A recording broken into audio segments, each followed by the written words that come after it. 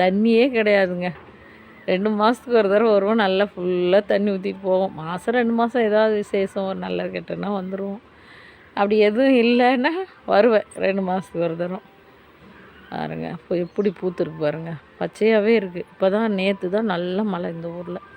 நாங்கள் வந்து உள்ளே நுழைஞ்சி ஒரு 2 ஹவரில் மழை வந்துட்டோம் பாருங்கள். வந்த உடனே என்ன வேலைன்னா எல்லாம் கூட்டி அல்லணுங்க சுத்தமாக. அப்படியே ஒரு 2 மாதம் ஆயிடுச்சா, ஒரே குப்பை.